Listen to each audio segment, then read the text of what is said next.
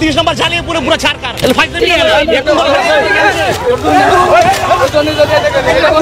আমি বঙ্গবন্ধুকে শ্রদ্ধা দিতে এসেছি ভাই। আমি একটা পুলিশ তোলা নিয়েছিলাম শাহবাগ থেকে 400 টাকা দিয়ে কিনে ভাই।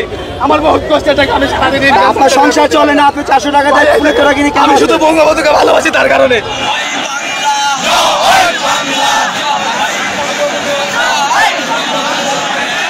হাসিনা আপা ফিরবেন আর আমরা আবার ক্ষমতায়, এই দৃশ্য যেন কোনো রাজনৈতিক থ্রিলার উপন্যাসের পাতা থেকে উঠে এসেছে, কিন্তু এটা বাস্তব। বাংলাদেশের রাজনৈতিক অন্ধকারে লুকিয়ে থাকা এক ভয়ঙ্কর চক্রান্তের শুরু। ভারতে পালিয়ে থাকে শেখ হাসিনাকে দেশে ফিরিয়ে এনে আবার ক্ষমতায় বসানোর প্ল্যান। মনে প্রাণে বঙ্গবন্ধুকে ভালোবাসি, আমি শ্রদ্ধা করি। আমাদের আওয়ামী লীগের সমর্থকদের তাদেরকে হেনস্থা করা হয়েছে কেন ভাই?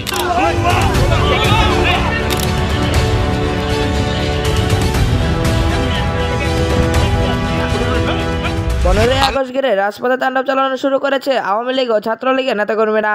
এ সময় জয় বাংলা জয় বঙ্গবন্ধু স্লোগান দিয়ে হামলা চালানোর এনসিপি কর্মীদের উপর ক্ষমতাচ্যুত দলকে টার্গেট করে 7টি জেলাকে ঝুঁকিপূর্ণ ঘোষণা করেছেন বিপুল পরিমাণ পুলিশ বাহিনী ও মোতায়েন করেছে ইউনূস সরকার।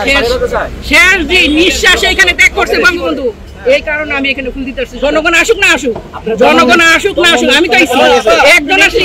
শেখ মুজিবুর রহমানের মৃত্যু বার্ষিকী ঘিরে দেশের বেশ কয়েকটি জেলা ও মহানগরে নাশকতার পরিকল্পনা করছে কার্যক্রম নিষিদ্ধ থাকা আওয়ামী লীগ। এর মধ্যে 7টি জেলা ও 2টি মহানগর রয়েছে। তবে গোয়েন্দা রিপোর্টের তথ্য অনুসারে নাশকতার পরিকল্পনায় বসে নেই আইন শৃঙ্খলা বাহিনী। নাশকতার আশঙ্কা করা হচ্ছে ফরিদপুর, রাজবাড়ী, শরীয়তপুর, মাদারীপুর, গোপালগঞ্জ, লালমনিরহাট, চট্টগ্রাম এবং ঢাকা ও চট্টগ্রাম মহানগরে।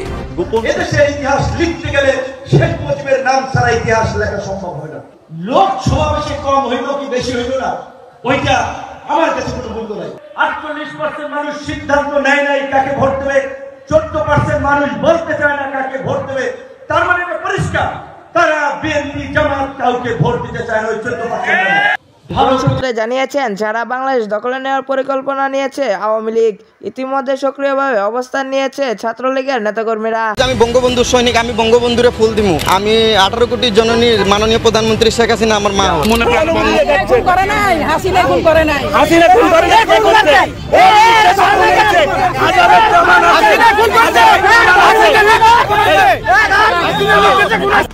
দর্শক, এই মুহূর্তে দেখতে পাচ্ছি এক দম্পতি কিন্তু এখানে এসেছেন, শোক জানাতে এসেছেন এবং তাকে কিন্তু এখানে আটক করা হয়েছে তেমনটি কিন্তু আমরা দেখতে পাচ্ছি।